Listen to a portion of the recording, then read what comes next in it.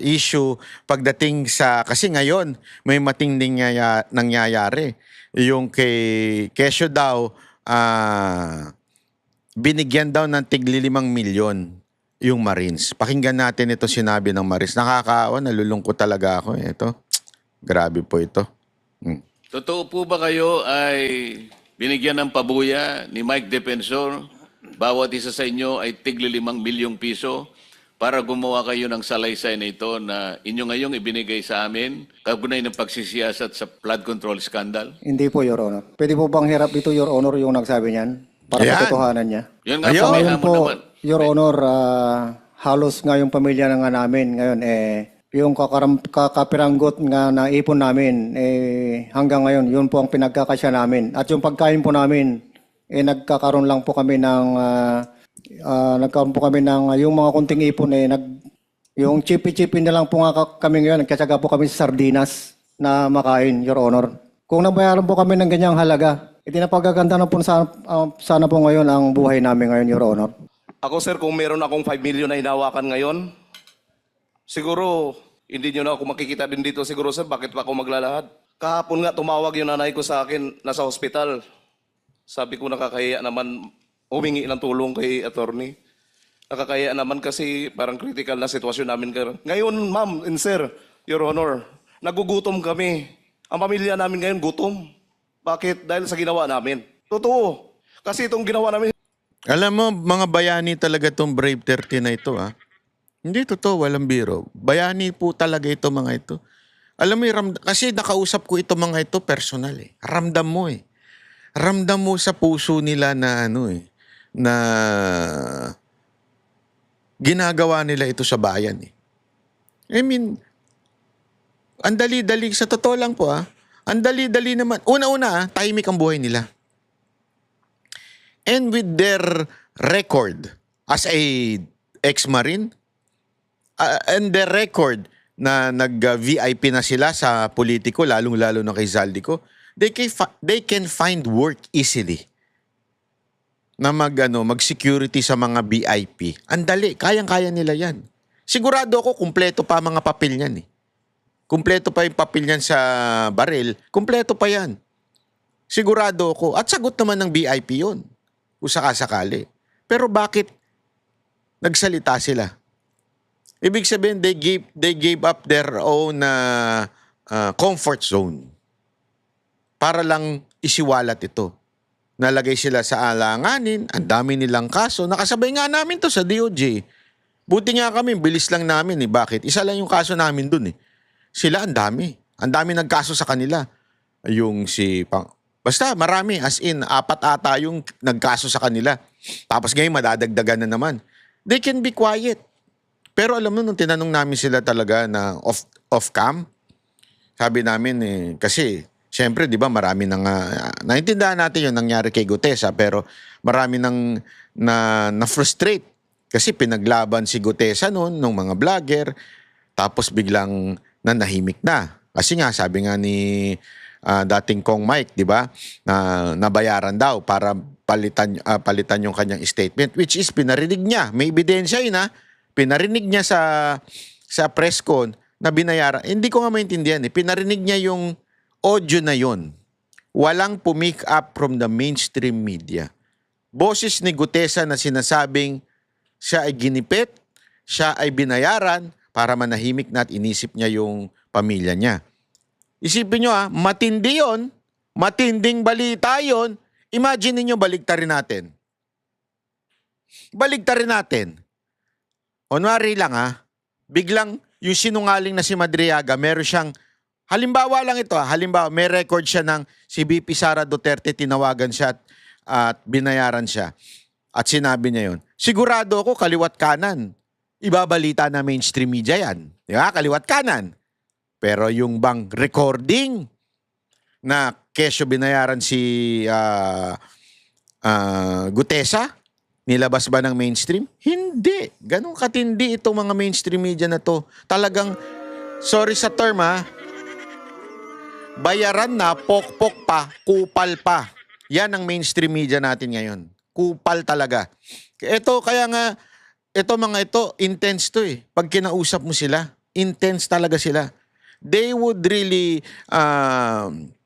pour out their heart. At sasabihin nila, paano nabayaran eh? Hirap na nga kami ngayon. Di ba? Alam mo, eto sa totoo lang, sabihin na natin, binayaran na 5 milyon. Putya, hindi sapat yan. Hindi sapat yan. Kung halimbawa lang kung ikaw babaligtad ka, kakalabanin mo si Marcos, babayaran ka lang ng 5 milyon, bumaligtad ka na, at siraan mo si Marcos. Hindi sapat yan. Hindi sapat. Siguro kung bayaran tao ka, papayag ka 1 bilyon para pag siniraan ko si Marcos, magtatago na lang ako. Di ba? May buhay na ako. Panghabang buhay, pwede na akong mamatay niyan sa 1 bilyon. Buhay ang pamilya ko. Papayag ka, ganun siguro kung bayaran ka. Pero kasi, ito mas matindi. Mas matindi ang prinsipyo kesa sa 1 bilyon.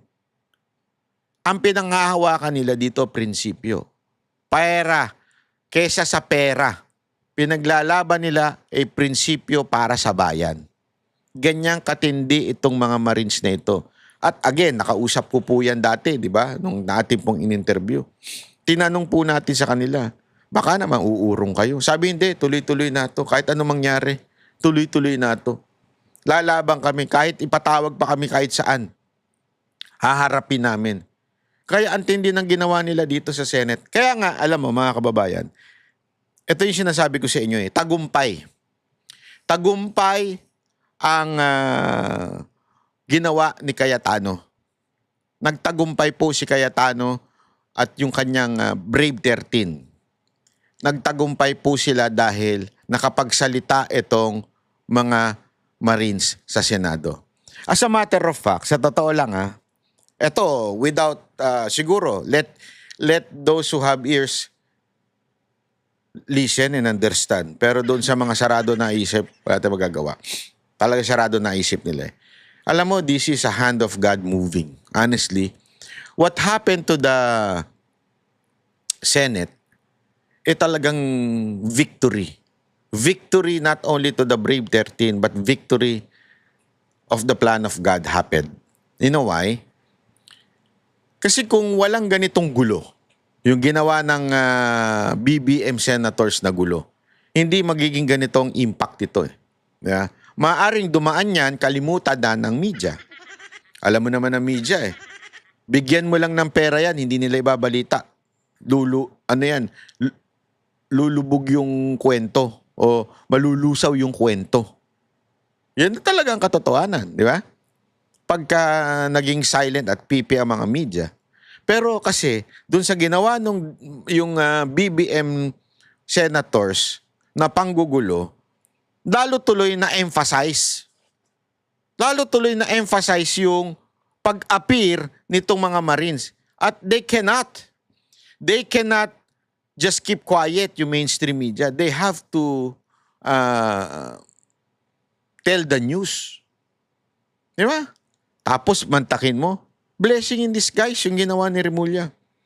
Mas lalo pang nadagdagan ng impact. Kaya yung nangyari sa Blue Ribbon, it's a victory of the Filipino people. Dahil nakita na pinipigilan magsalita itong mga ito dahil maibubulgar walang iba kung hindi si Romualdez at si Marcos bilang arkitekto nitong flood control scandal na ito. Ngayon, paano na? Ako, sa totoo lang ito prediction ko hinala ko ito. Sinala ko by Monday, iba na, magiging 13 na. At matalagang eventually matatanggal na sa posisyon si Alan Cayetano bilang Senate President. And ako, sa totoo lang honestly, tapos na yung laban Tapos na laban. Okay na. Okay na kahit na hindi na siya Senate President. Bakit? Ito na nakapagsalita na. Nasa kamay na lang ng taong bayan. And I have faith with Filipino people na nakinig.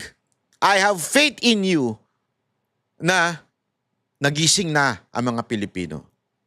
And I have faith to those people who needs to move. Nagising na rin. Because of what happened here in the Senate.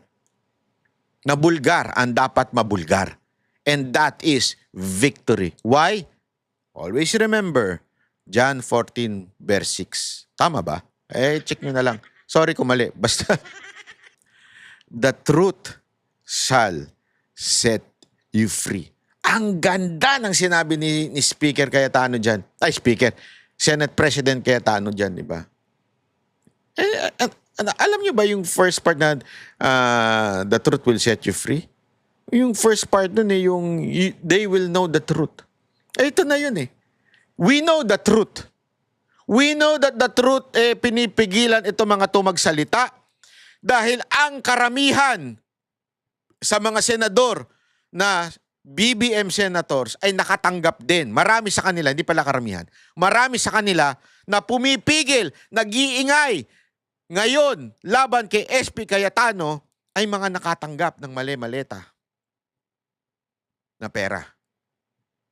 At nalaman din natin na mismo ang tauhan ni Marcos na si Remulla ay pinipigilan na matuloy ang Senate hearing na to. Nalaman natin lahat yan. All falls into places. Kaya nga yung, di ba marami sa inyo na parang, alam mo yun, na-frustrate or nagalit doon sa ginawa ng BBM senators na unconstitutional quorum? Marami sa inyo nagalit doon eh. Di ba? Kahit ako, parang, pero na-realize ko, yung Romans 8:28 eh, in all things, God works for good. Whatever happened in your life, if you love the Lord and you will follow the Lord, everything will fall into places. Because if there is an architect for flood control scandal, there is a higher architect of our life. Siya ang mas nakakaalam ang tama. Halimbawa, gumagawa ka ng bahay. Ito gumagawa ka ng bahay, di ba? Ano po ba? Madali po ba? Hindi. As a matter of fact, ang hirap gumawa ng bahay. One, nakaka-istorbo ka, maingay. Di ba? Totoo naman eh, ingay-ingay. You cannot see the entire picture. Busit na busit tayo, maingay. Ano pa? Madumi, mahirap, as in everything dadaanan mo. But it has to happen. Why? You cannot build a house without destroying the entire house. Kunwari may nakatayo na. O the entire, sabi mo na yung mga lupa-lupa, kahoy-kahoy, puno-puno nakalagay dyan, mga basura. Unless you destroy that, you throw that to the trash, hindi mo mabubuo ang bahay. So ano ibig ko lang sabihin? Sa buhay ganyan. Sometimes you have to destroy some things, you have to lose someone, you have to lose some things para mas mabuo ka bilang isang tao. Kailangan yan. Romans 8:28, in all things God works for good. Diba? Oo, the process is painful, the process is frustrating, diba? Depressing, lahat dadaanan mo. Like what is happening right now sa Senate. Diba? But, nagtagumpay sila. Victory. This is what happened kahapon nung Thursday sa hearing sa Blue Ribbon. Victory for all Filipino people. Unti-unti nating, kasi alam mo, it will take time. It will take time for the people to really convince. Tayong mga Duterte supporter, we are convinced. We are convinced that we know kung sino ang mastermind sa flood control. Pero remember, there are other people na wala namang kinalaman sa politika, wala naman silang, marami pa rin pong taong ganyan. How are they na makukonvince? Tayo lang? Magsasalita? Hindi. Hindi yun. Hindi sapat yun. Kukumbinsin natin sila? Hindi sapat yun. Let God do His part. Ito yun, no? Dahil sa mga pambibintang nila, mantakin mo. Ito. Hindi ito pang sarili para sa bayan ito. Kaya huwag niyong sabihin na tumanggap kami ng 5 milyon. Pagpalit ang dignidad namin. bilang isang dating sundalo. Tsaka yung sinasabi po nilang nakatanggap kami ng 5 million, hindi po totoo yun kasi ako po, nagkaroon po ng tumor yung kapatid ko. Actually, namatay po siya ngayon eh. Kanina, yung kapatid ko. Sorry po. Namatay po siya kanina. Grabe oh, alam mo, Ngayong araw na ito, ako naiyak ako nung ano to eh. Ang dami kong kakilalang naiyak no. Don't tell me drama to. They can check and verify kung namatay talaga ngayong araw na to yung kapatid. You can check it. Sabi ko nga eh, alam mo, Panginoon talaga, ang galing ano. Ang galing talaga eh. Sa dami-dami ng araw na imamamatay yung kapatid niya. Ngayong araw na nag-blue ribbon sila. Can you just imagine that? People of the Philippines. Di ba ako nga nung una na, eto, sabi ko sa inyo, di ba? Sabi ko nga, naiinip ako. Sabi ko, naiinip ako sa galaw ni Cayetano bilang Senate President. Sinabi ko yun sa vlog ko. Di ba? Naiinip ako. Do it. Para bagang everything is moving slow. Di ba? Lahat tayo. Ganun ang ramdaman. Pero suddenly, pak, nangyari to. Ano yung tiniming niya mamatay sa araw na yun? Hindi. This is the hand of God working. Bakit? So that people would realize these people are losing family members for fighting for our country. Doon pa lang po, tagumpay na. Tagumpay na po ito. Pagpalit yung dignidad namin bilang isang dating sundalo. Tsaka yung sinasabi po nilang nakatanggap kami ng 5 million, hindi po totoo yun kasi ako po, nagkaroon po ng tumor yung kapatid ko. Actually, namatay po siya ngayon eh. Kanina, yung kapatid ko. Sorry po. Namatay po siya kanina. ngayong araw na ito, kasi ang nangyari, Atty. Baligod, nung itong inyong pinagsama-samang salaysay ay lumabas na nga. Kung may pera po ako, naipagumot ko na po yun.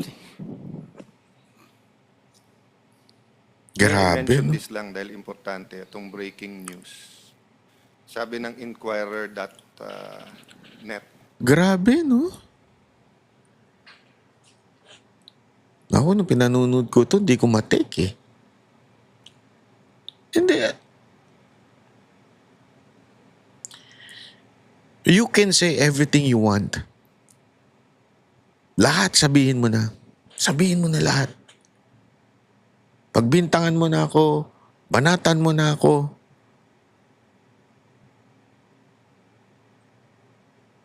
Pero kung meron akong kapamilya na mamamatay dahil wala akong pera, malamang sa malamang, kung wala akong prinsipyong pinaninindigan at wala akong pinapaniwala ang Diyos, malamang tatanggap din ako eh. Di ba? Huwag na tayo maglokohan. Kayo, mamamatay magulang nyo, mamamatay kapatid nyo. Tapos may mag-alok sa inyo.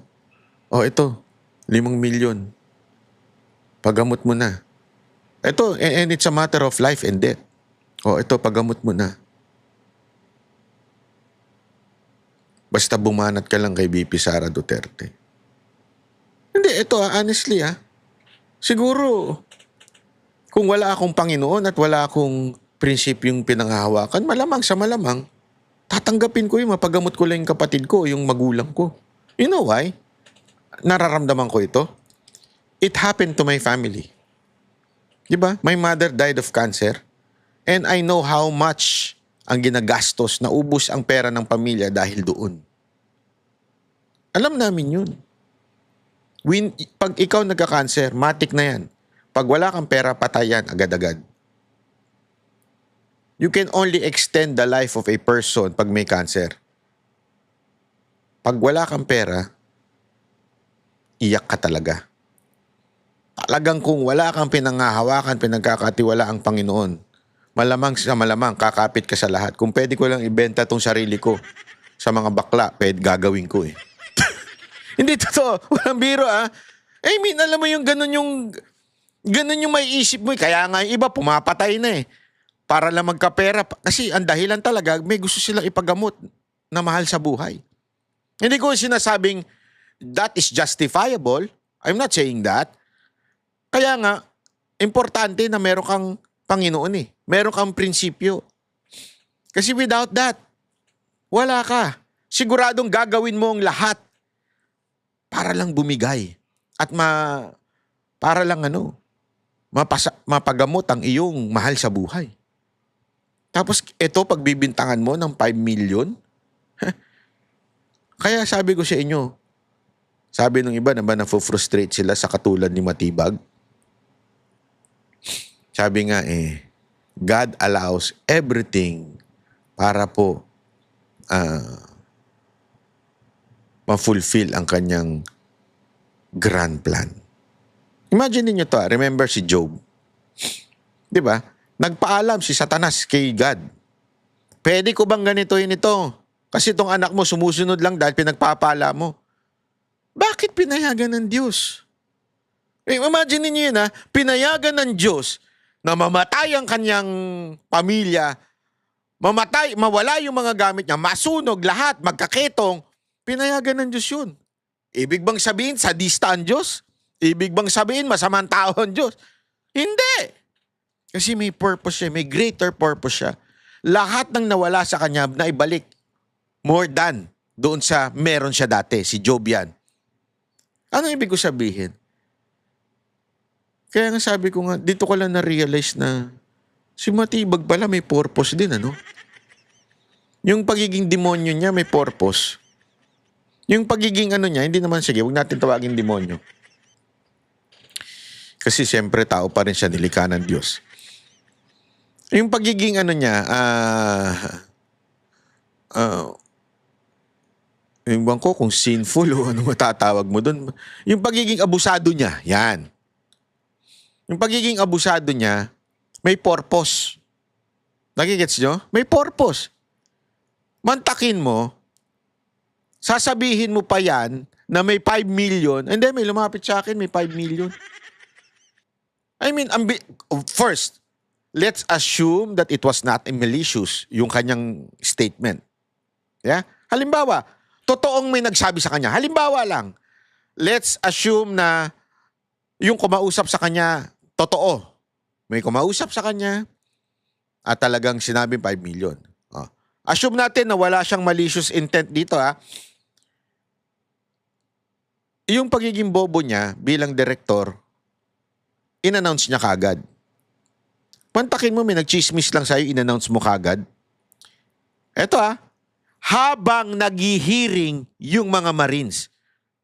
So doon, yung pagiging abusive mo, even if sabihin mong totoo yung may nagsabi sa'yo, talagang during the hearing, sasabihin mo yun.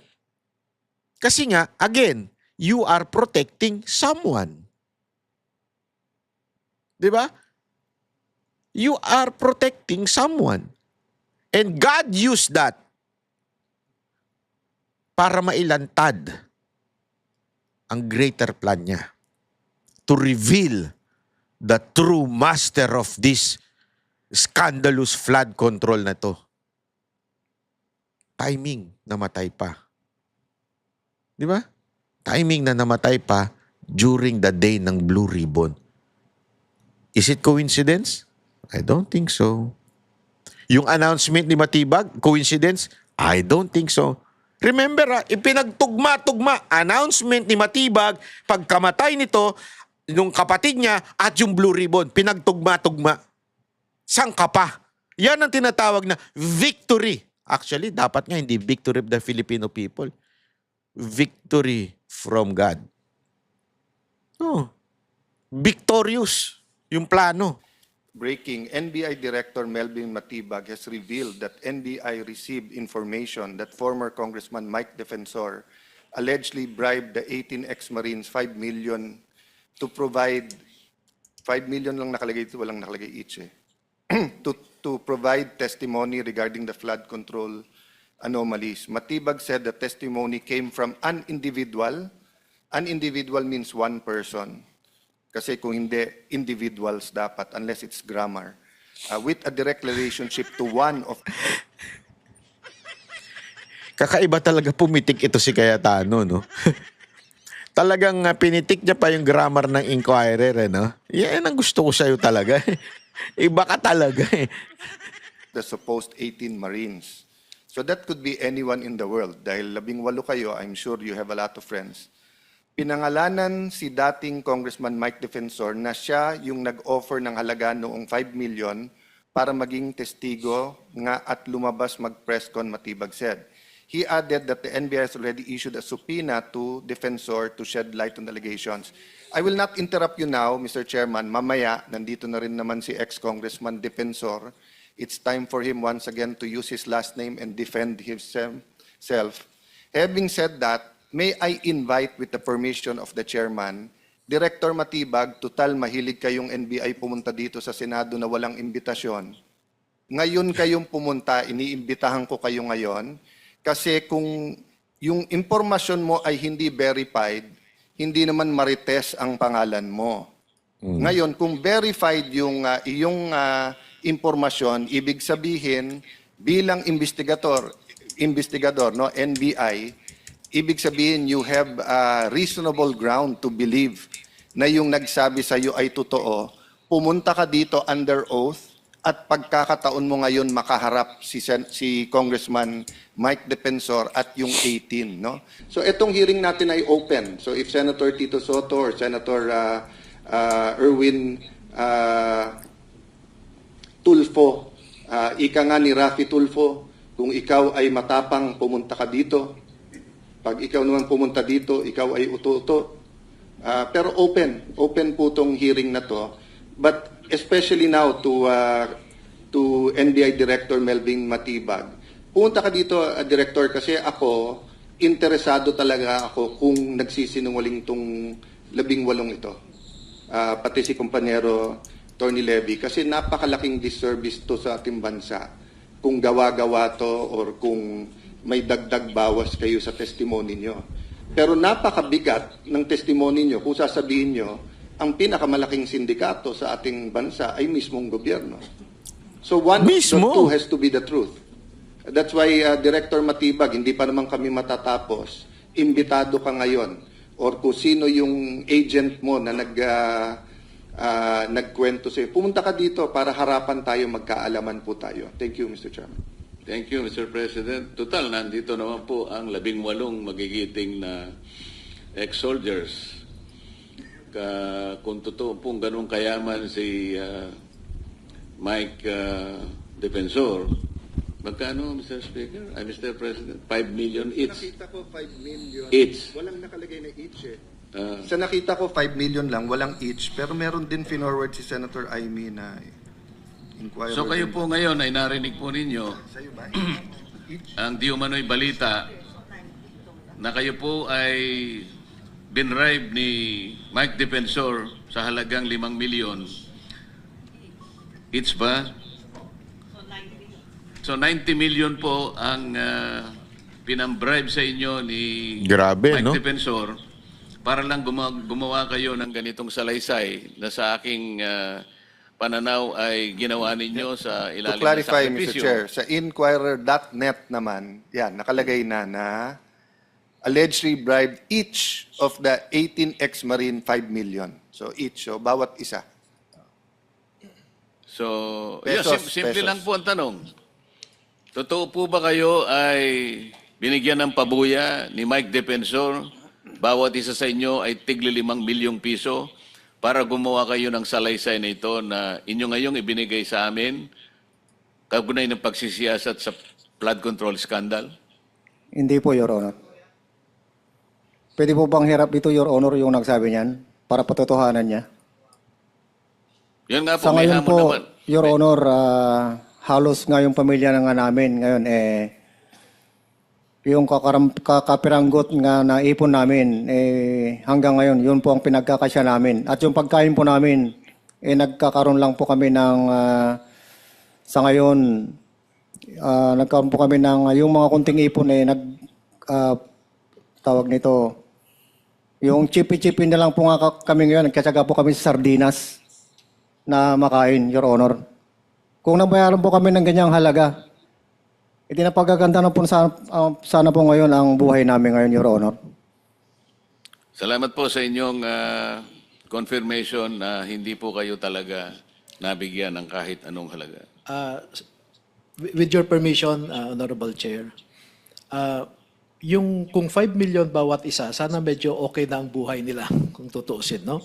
Pero makapagpapakita po ako ng mga katibayan na halimbawa, nung na-hospital ang anak at asawa ni Bernard Tube, kumakailan lamang, ay kailangan pa ho naming hanapan ng makakatulong, no? 30 mil po yung hospital bill ng bawat isa, asawa, anak. Nung naoperahan yung nanay ni Bobares, talagang pinaghirapan ko rin po na makaambag at nasa akin din po yung resibo nung binayaran. No?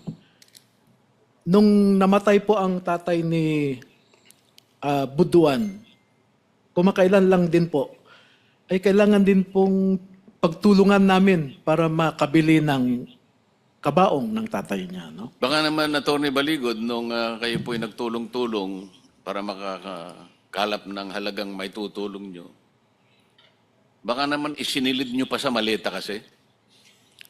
Baka napagkamalang akala mo na napakalaking pera naman nung nakalap nyo itulong doon sa mga na-hospital na kamag-anak ng inyong mga kliyente. Alam mo po yung, Your Honors, no? Ang motivation ng mga sundalo na ito, bago nila gawin yung kanilang affidavit, ang sabi nila sa akin ay, Attorney, nasubukan namin ang nakipaglaban. Muntik nang mawala ang aming buhay. Pero sa panahon ngayon, gusto naming magpakasundalo sa mga Pilipino. Yun po ang motivation nila. Kung yung, alam niyo po, kung accusation lang na galing kay Matibag, naaawa po ako sa NBI dahil eroded na yung credibility dahil kay Matibag. Bali na po, alam nating gagawa lahat sila ng anong klaseng usap para lamang bigyan kayo ng batik, para lang hindi kayo paniwalaan ng ating mamamayan. Ang mamamayan po ngayon ay nakikinig. Sila po ay sumusubaybay sa pagdinig na ito. Sila po ang higit na nakakaalam kung sino kayo. Dahil alam nila ang katotohanan sa likod ng inyong mga sinasabi. Atty. Baligod, inumpisahan ko ito nung dumating dito si Master Sergeant Orly Gutesa. Pinagsisihan ko nga na naipresenta ko pa siya, hindi ko kasi alam na ganun ang gagawin sa kanya. Ang buong akala ko kasi, Atty. Baligod, ang isang taong katulad niya, talagang hindi ko siya kilala. Wala akong panahon noon nakausapin siya, kaya lang nagmakaawa siya na kung pwedeng makausap ko kayo. Ang sabi ko, mag-aalas 3 na. I can only spend at least 10 minutes. Kasi babalik ako, ayaw ko mag-absent dito. Nakita ko siya, may dala-dala siyang kasulatan. Binasa ko, sabi ko, mabigat ito, nakahanda ka bang i-testify ito? At ano naman ang motivation mo para gawin ito? Unang-una po kanya, ako po'y naliligalig na po ang aking kalooban dahil ito po palang trabaho namin. Nakikita namin sa pinag-uusapan po ninyo dyan sa Blue Ribbon Committee, ito po lang mga maletang ito ay puro pala pera po ng bayan pala ito na kung saan-saan lang napupunta, kaya gusto ko pong mag-testify. Alam mo ba kung kahihinatnan mo dito? Alam ko po, alang-alang na lang po sa bansa, alang-alang na lang po sa pamilya ko at mga apo ko. Hindi pa rin ako naniwala ron eh. Parang added na lang na kumpiyansa, panutaryo mo nga yan, kasi talagang alam kong mabigat ang gagawin niya eh. Panotaryo mo nga yan. Pinanotaryo niya po. Nagkaroon pa ng problema, ginamit pang dahilan sa kanya yung notaryo. Walang kasalanan ng tao, parang siya pang pinalitaw na nag-inventory. Para ba siya nakahanap ng notarial seal, nakahanap ng dry seal, at siya pang pumirma. Ganun po yung nangyari. Tinakot yung tao, hindi namin malaman, ilang araw namin siyang hinahanap, wala ng contact. Palagay ko yung mga kayo ay na-contact nyo siya one way or the other, pero nawala na lang siyang parang bula. Bagamat yung kanyang salaysay, kagaya ngayon ay pinanumpaan niya. Pero kailangan pa siyang usigin sa notaryo na wala na pong kinalaman dahil sumumpa na po siya sa harap namin eh. With or without the notary, pwede na yun eh. Pero ginamit pa yun na pantakot sa kanya. Kaya kayo po'y tatakutin din eh. Kaya na sinabi ngayon, di pa tayo natatapos dito, kayo'y nabigyan na ng 5 million pesos each. Ganyan po ang gagawin. Sino pa po ang gustong magsaysay ng kanyang personal na kaalaman tungkol sa pagdi-deliver ng pera? Yes, Your Honor. Good morning. I am Chris Sanidado. Bali, isa rin sa rason na bakit kami lumabas dahil sa patutunayan namin yung mga statement or affidavit ni Master Sergeant Orly Gutesa. Ito, sir, hindi ito sundalo kami, sir. Hindi kami nagpapatukso sa mga pera. Gusto namin trabaho sana. Trabaho na kung saan mabuhay namin, ang pamilya namin para sa aming sariling sikap. So, ang nangyari kay Tap Orly Gutesa, kasi ako ang laging kasama, which is, pag may mga lakad, ako yung driver niya. Partner kami ni Orly Gutesa. Nalulungkot ako bakit ganun ang ginawa. Bakit, kung sino pa yung testigo, sino pa yung nagsasabi ng totoo, yun, bakit ganun tayo, sir? Nasamantala, hindi nila nare-realize yung buhay ng mga kababayan nating mahihirap. Lagi na lang naririnig, puro corruption. So yun ang rason, sir, na kahit walang bayad, kahit ano, willing kami magsakripisyo, mag-alay ng sarili namin para mabago tong kalakaran ng bansang Pilipinas, sir. Yun. Ito, sa mga media, andyan, alam ko, dahil ako ay isang driver sa House of Representatives, Naku, patay kang bata ka. Media parking, Yan na. si Mr. Robin Manahan ay hinahatiran namin ng paper bag.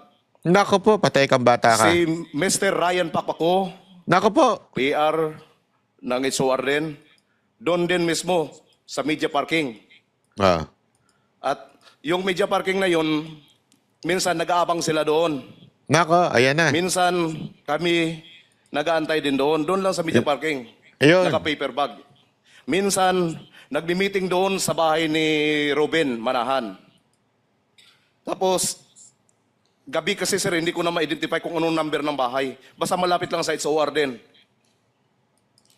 Pero kung kaya mong puntahan. kailangan ko puntahan, sir, Alam gagawin mong ko. puntahan. At i-elaborate ko kung anong Sige. doon binibigyan one time ng isang bag. Isang bag na puno ng pera.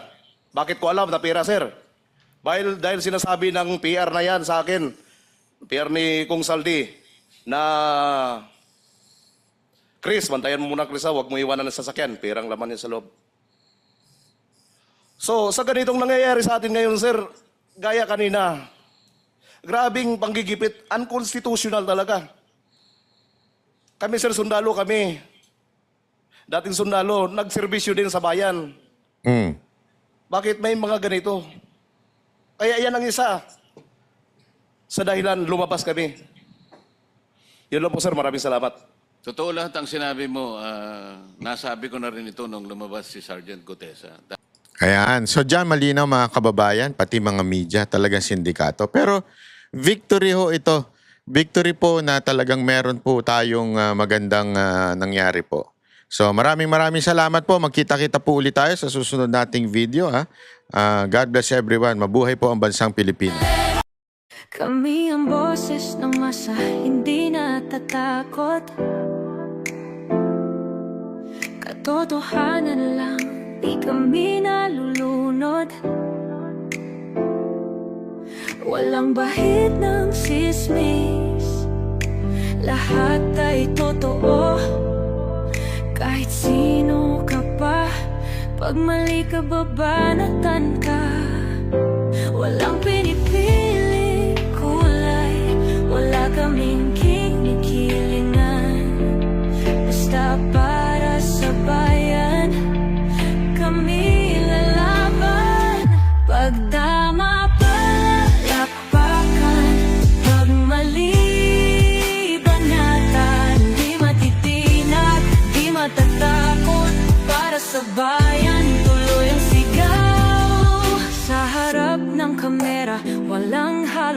takot. Mga baluktot, lahat kayo'y tutumba. Ang hustisya at totoo, yun lang ang mahalaga. Kahit sinong harang, di kami matitinag. Walang pinipiling kulay, wala kaming kinikilingan. Basta para sa bayan, kami lalaban. Pag tama palakpakan, pag mali banatan. Di matitinag, di matatakot, para sa bayan tuloy ang sigaw. Kung nasa tama ka, ikaw ay aming kasama. Pero pag mali ka, handa ka na bang mabasag? Banateros kami, walang inuunan. Dahil bayan muna, bago ang sarili.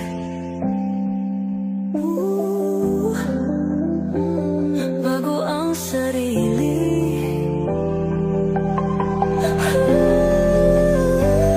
Pag tama palakpakan, pag mali banatan. Banateros ang sigaw, katotohanan ang